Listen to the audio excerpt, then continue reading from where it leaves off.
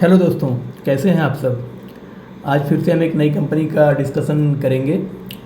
Company jewellery sector में एक बहुत जाना माना ब्रांड है और इसके शॉप्स भी हम लोगों ने लगभग इंडिया के हर शहरों में देखे ही होंगे। कंपनी का नाम है कल्याण ज्वेलर्स। जैसा कि आप सब जानते हैं कि कल्याण ज्वेलर्स मेनली तो gold, diamond, GeM stone, platinum और इन सब की ज्वेलरी बनाते हैं ये लोग, और बना के ये लोग ज्वेलरी अपने रिटेल स्पेस में बेचते हैं, ये लोग सेल करते हैं। अब हम इनके बारे में थोड़ा डिस्कशन कर लेते हैं, जो जैसा कि इनकी पीपीटी में है। आप लोग देख सकते हैं कि ये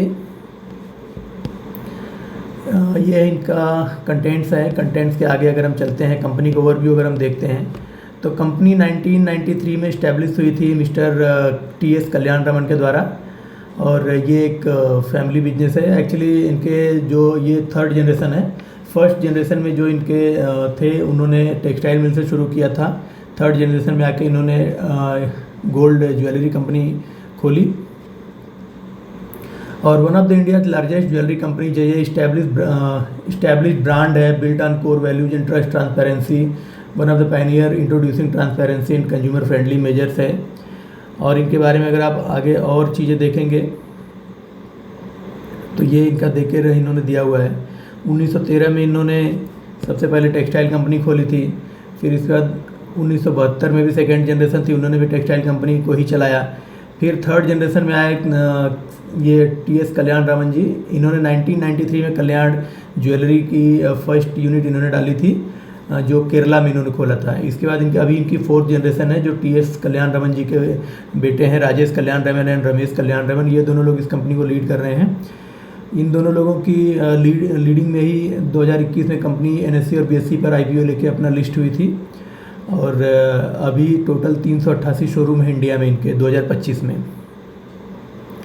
इसके अलावा अगर इवोल्यूशन इनका देखेंगे as a trusted pan India brand, तो आप देखेंगे कि 1993 में इन्होंने अपना पहले एक शोरूम खोला था। फिर इन्होंने 2004 में कोयम्बटूर में, 2010 में फिर इन्होंने अलग कर्नाटका में इन्होंने खोला। फिर ऐसे करते हुए धीरे धीरे ये एक साउथ ओरिजिनेटेड ब्रांड होने के बाद ये धीरे धीरे ऑल इंडिया में इन्होंने पैन इंडिया एक ब्रांड अपना डेवलप किया, और आज की डेट में आपको इनके टोटल 388 शोरूम मिलेंगे।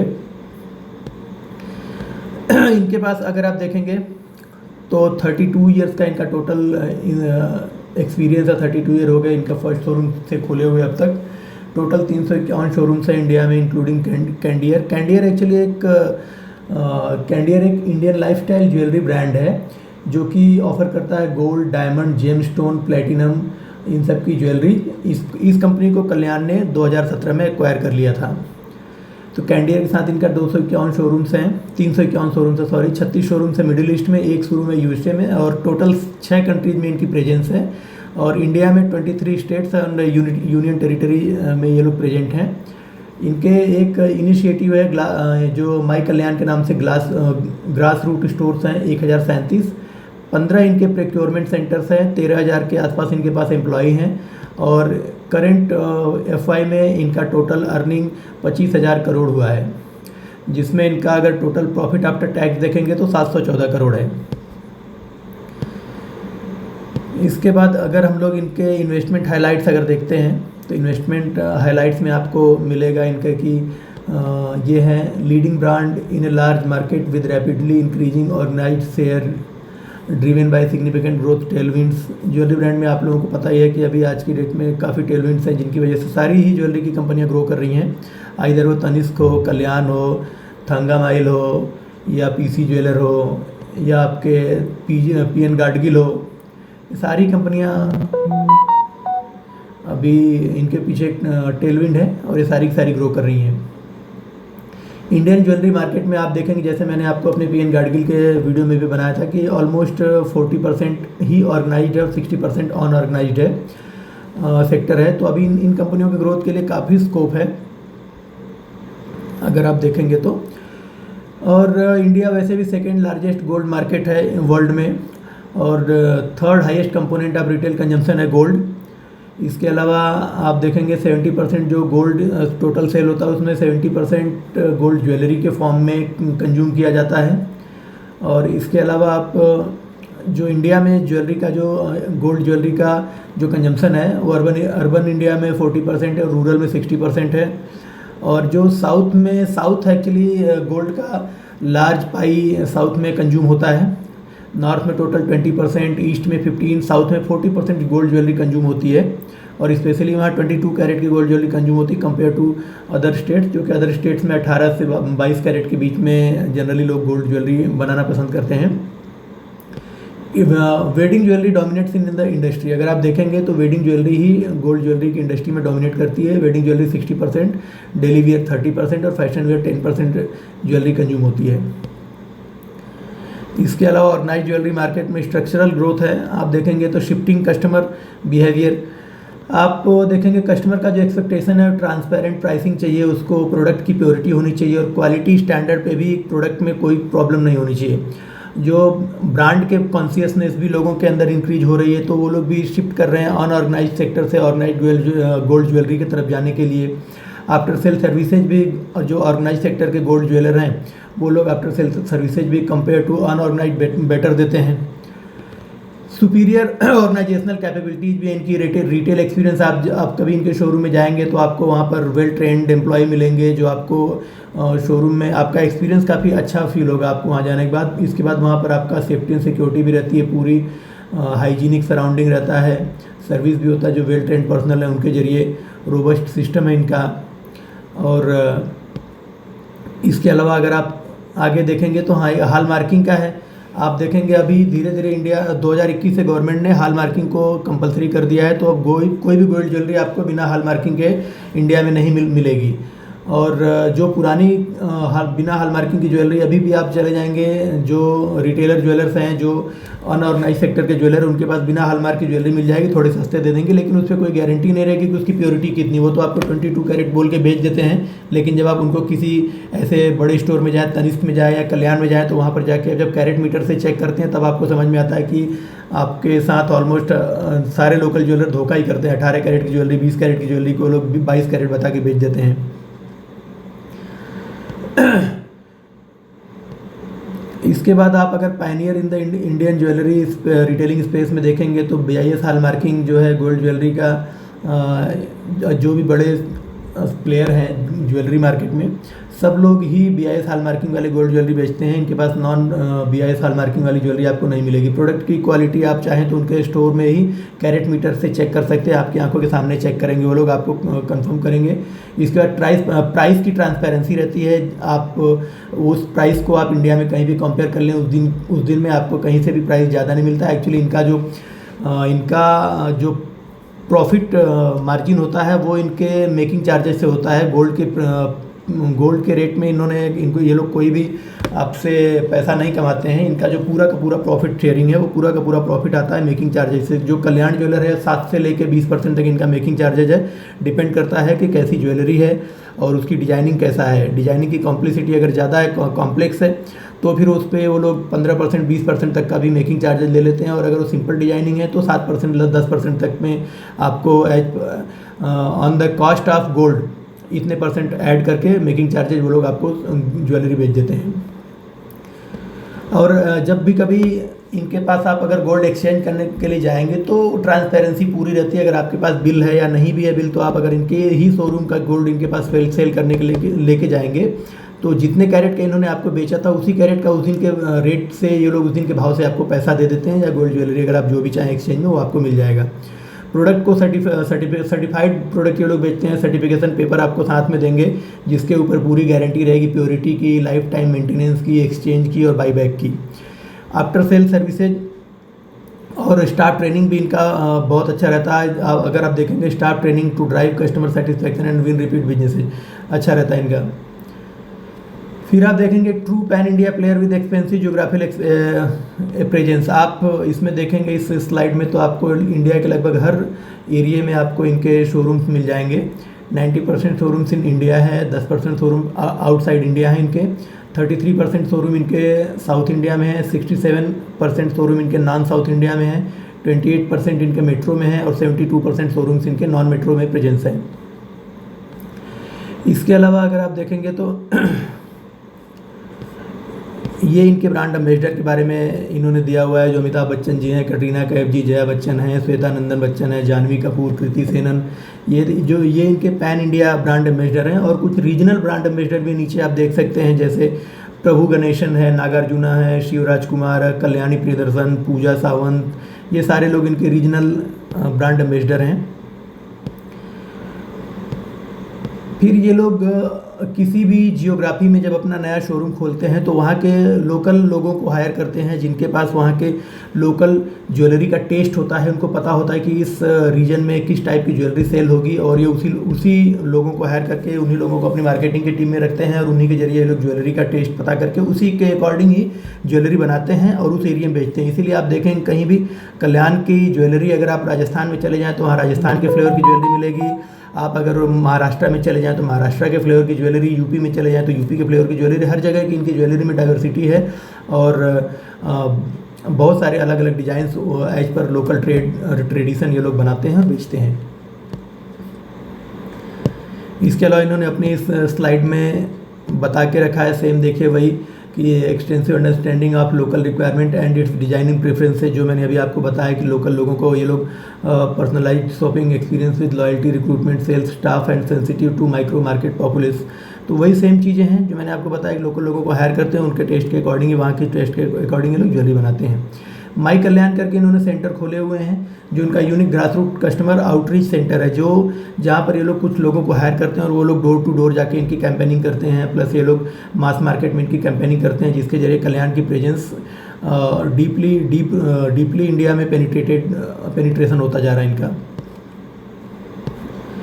इसके बाद अगर आप देखेंगे तो इनका wide range of product offering है, targeted at a diverse set of customers हैं। जैसे इनके पास वेडिंग ज्वेलरी में मुहूर्त नाम से इनका ब्रांड है, जो कि टारगेटेड ऑडियंस है इनका वेडिंग कस्टमर्स, शादी वादी में, शादी और फंक्शंस में यूज होने वाली ज्वेलरी बनाते हैं लोग इस मुहूर्त ब्रांड के अंदर। फिर एस्पिरेशनल ज्वेलरी में आप देखेंगे तो मुद्रा और रंग है, जिनका भी टारगेटेड ऑडियंस होता है mid to high end customers हैं। और स्टेपल रीजनल ज्वेलरी में आप देखेंगे तो ऐश्वर्यम है, जिनके targeted customer value conscious customers है, जो थोड़े मिड रेंज के मिड बजट के जो ब्रांड है। प्लस स्टडेड ज्वेलरी में लोग नीमा, तेजस्वी, जिया और हीरा बनाते हैं, जो कि mid to high end customers इनके टारगेटेड ऑडियंस हैं। इसके बाद अगर आप इनके देखें तो इनके बहुत सारे सब ब्रांड हैं, आप यहाँ देख सकते हैं, इतने सारे इनके सब ब्रांड्स हैं। फिर leveraging technology to drive footfall, ये देखें, आप देखोगे इनको तो ये लोग क्या करते हैं कि अभी जितने भी इनके शोरूम्स हैं, ये शोरूम्स ये पहले ये लोग कोको मॉडल पे खोलते थे। एक्चुअली क्या है, जो ज्वेलरी सेक्टर या कंज्यूमर सेक्टर की कंपनियां होती हैं, वो आप देखेंगे तो दो फॉर्मेट में खोली जाती है, एक तो कोको और एक फोको। कोको COCO मीन्स कोको का मतलब होता है कि company owned, company operated showrooms हैं।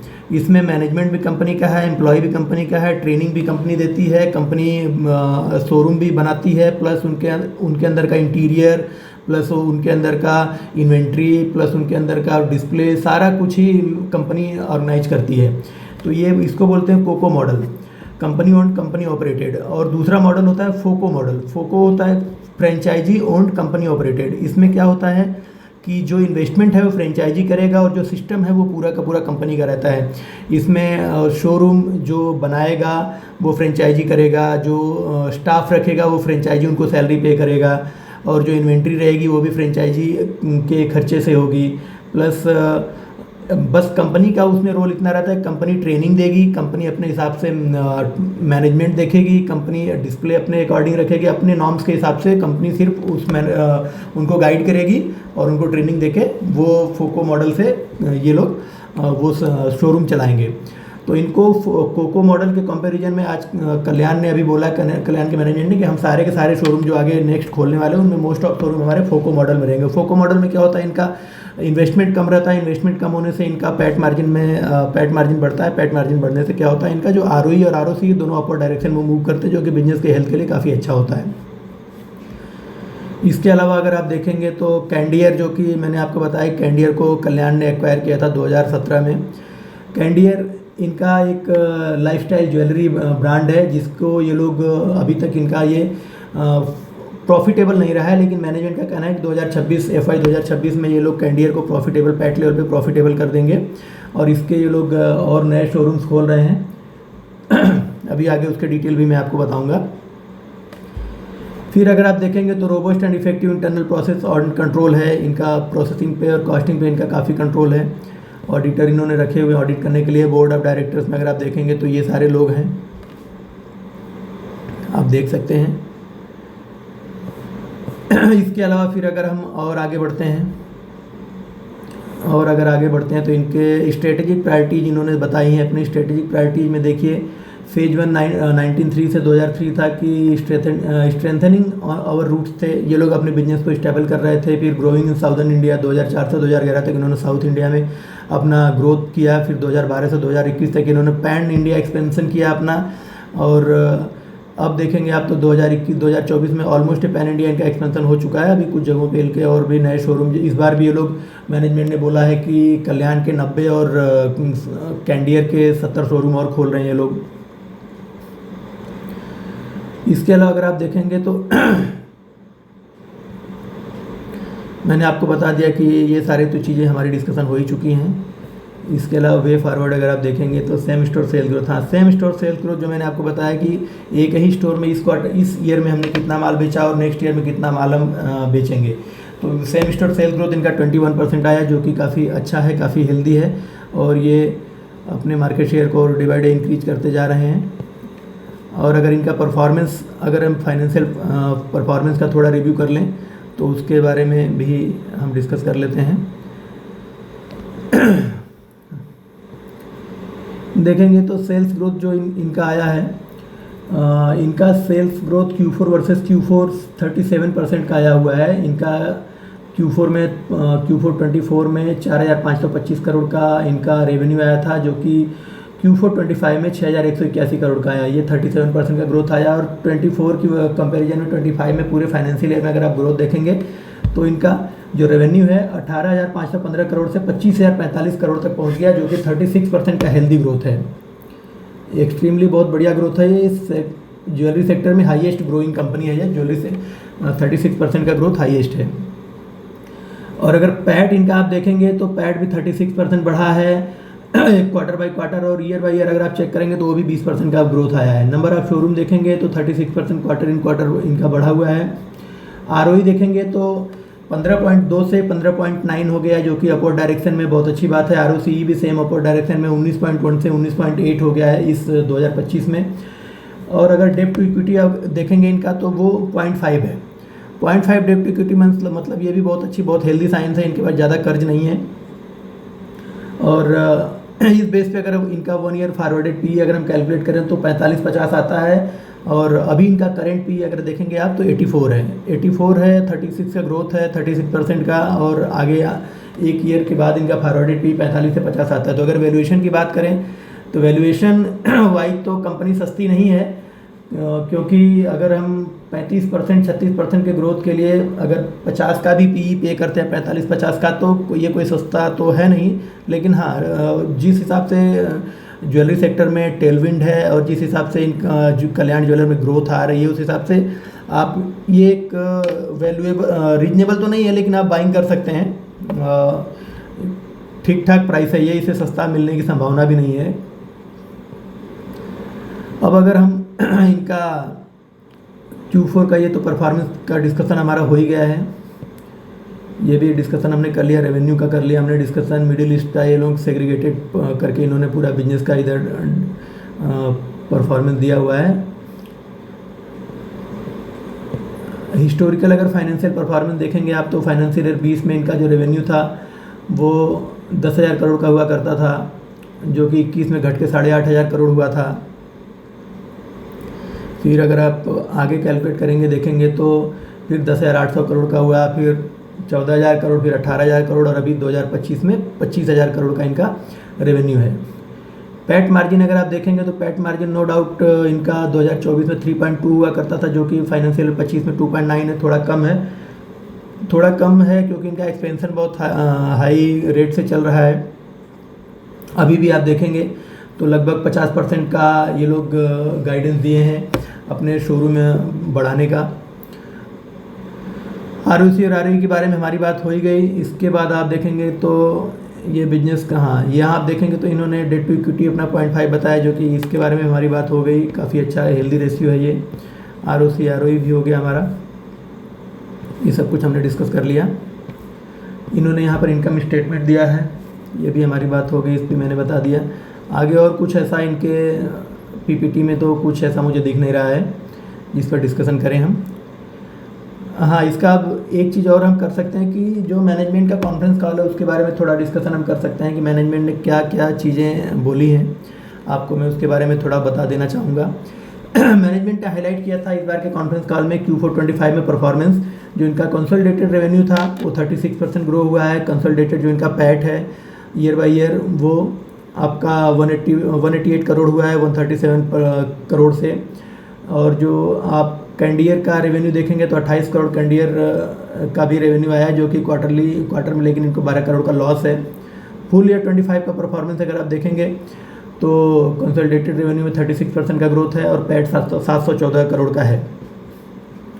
शोरूम एक्सपेंशन के बारे में देखेंगे तो इनका कहना है मैनेजमेंट का कि 76 नए शोरूम खोलेंगे कल्याण के और 60 नए शोरूम खोलेंगे ये कैंडियर के।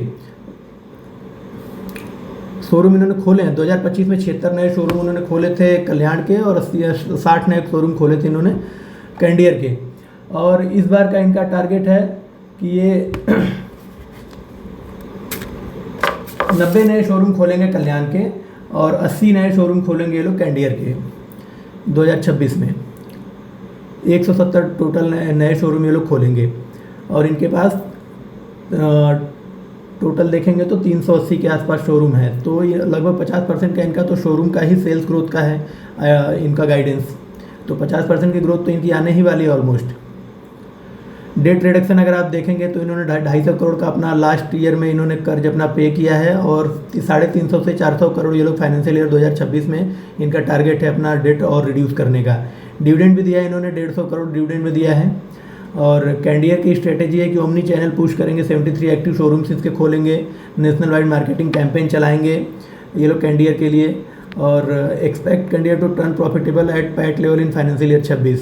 अक्षय तृतीया के सेल के बारे में इनका कहना था कि अक्षय तृतीया में स्ट्रॉन्ग सेल मोमेंटम इनका ऑब्जर्व हुआ है और कंज्यूमर में भी अच्छी खासी डिमांड रही है, स्पेशली अक्षय तृतीया के अवसर पे और शादियों के सीजन में। फाइनेंशियल गाइडेंस इनका है कि फाइनेंशियल ईयर 26 में प्रॉफिट बिफोर टैक्स इनका टारगेट है 5% तक लाने का, जो कि फाइनेंशियल ईयर 25 में 3.8% है। सेम स्टोर सेल्स ग्रोथ इनका 21% आया लास्ट ईयर में। अभी इस बार इनका बोलना है कि 21% तो शायद हम नहीं ला पाएंगे, लेकिन फिर भी हमारा healthy same store sales growth रहेगा। ये एक नेगेटिव गाइडेंस है मैनेजमेंट का, क्योंकि अगर लास्ट ईयर में इन्होंने 21% लिया था तो इस साल भी इनको 21% करना चाहिए, उससे मोर देन करना चाहिए था, लेकिन मैनेजमेंट का कहना है कि हम शायद उतना नहीं कर पाएंगे। स्टडेड ज्वेलरी का जो मिक्स एक्सपेक्टेड रेशियो है 30 से 32% रहेगा। स्टडेड ज्वेलरी का मतलब होता है दोस्तों कि गोल्ड की जो 18 कैरेट या 14 कैरेट की गोल्ड की ज्वेलरी में ये लोग डायमंड ऐड करते हैं या फिर जेम स्टोन ऐड करते हैं, तो इस रेशियो को स्टडेड ज्वेलरी रेशियो बोलते हैं। वो कल्याण का हाईएस्ट है अपने सेगमेंट में, 30 से 32% है और ये लोग बोलते हैं कि हमारा ये कंटिन्यू 30 से 32% का फाइनेंशियल ईयर 26 में भी स्टडेड रेशियो बना रहेगा। इसके अलावा अगर आप देखेंगे जो इनके क्वेश्चन एंड आंसर सेशन से उससे कुछ इंसाइट्स है जो मैं आपसे शेयर करना चाहूँगा। गोल्ड प्राइस इम्पैक्ट पे इन्होंने बोला था कि जब गोल्ड प्राइस बढ़ता है तो हमारे लिए स्टडेड ज्वेलरी बेचना थोड़ा आसान हो जाता है, क्योंकि 1 लाख रुपए जो हमारा कस्टमर है वो कभी भी ग्राम में गोल्ड खरीदने के लिए नहीं आता, वो अपना एक बजट लेके आता। सपोज जो 1 लाख रुपए लेके आया हमारे पास गोल्ड खरीदने के लिए और पहले वो 1 लाख रुपए में 14-15 ग्राम गोल्ड खरीद पाता था, वो 10 ग्राम का गोल्ड खरीद पा रहा है, तो उसके मन में एक रहता है कि मैं तो अभी गोल्ड ज्वेलरी तो कम खरीद पा रहा हूँ। तो वो क्या करता है कि उसको फिर हमें जो स्टडेड ज्वेलरी है उसको पुश करना वहाँ पर आसान हो जाता है, क्योंकि हम उनको 18 कैरेट या 14 कैरेट की गोल्ड में स्टडेड जो मेटल है, डायमंड है या फिर जेम है, वो ऐड करके देते हैं, तो उसको हमें पुश करना, उसको सेल करना थोड़ा इजी रहता है। तो इनका वो गोल्ड प्राइस इम्पैक्ट पे इनका ये कहना है।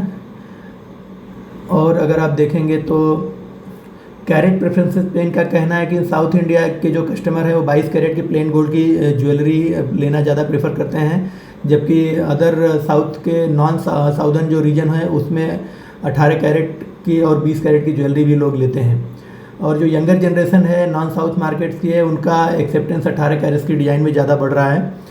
इनका कैपेक्स की, इनका कैपिटल एक्सपेंडिचर का प्लानिंग के बारे में इनसे पूछा गया कि आपका क्या है प्लान, तो इन्होंने बोला था कि फाइनेंशियल ईयर 26 में हम 200 करोड़ का कैपेक्स करेंगे, जिसमें 150 करोड़ कल्याण के लिए और 50 करोड़ का कैपेक्स ये कैंडियर के लिए करेंगे। फ्रेंचाइजी मॉडल में इनका कहना है कि फ्रेंचाइजी एग्रीमेंट हम 9 साल के लिए साइन करते हैं, जिसमें 4 साल का लॉक इन पीरियड रहता है और 9 साल के बाद हम इसको रिन्यू करते हैं। डेट एंड कैश बैलेंस पर इनका कहना है कि consolidated debt figures don't fully reflect India debt reflection due to gold price driven revolution of gold metal loans. जो गोल्ड मेटल लोन्स एक्चुअली होता है वो होता क्या है कि इसके बारे में आपको मैं बता दूं कि अगर सपोज किसी कल्याण को या टाइटन को 100 केजी गोल्ड चाहिए, तो 100 केजी गोल्ड के लिए ये लोग क्या करते हैं कि सीधा गोल्ड नहीं खरीदते हैं। ये गोल्ड को बैंकों से पैसा लेके ये लोग गोल्ड नहीं खरीदते हैं, बैंकों से सीधा गोल्ड ही ले लेते हैं और इस गोल्ड पर ये 3.5 से 4% का इनको इंटरेस्ट गवर्नमेंट बैंक इनसे चार्ज करती है, जिसको ये लोग गोल्ड मेटल लोन बोलते हैं, GML। गोल्ड मेटल लोन लेना इनके लिए इजी रहता है क्योंकि 3.5-4% के इंटरेस्ट रेट पर इनको पैसा नहीं मिलेगा, लेकिन इनको गोल्ड मिल जाता है कुछ निश्चित समय के लिए। फिर क्या करते हैं, जब इनका टाइम ड्यूरेशन पूरा हो जाता है तो ये उतना गोल्ड ये लोग वापस कर देते हैं इन कंपनियों को, बैंकों को।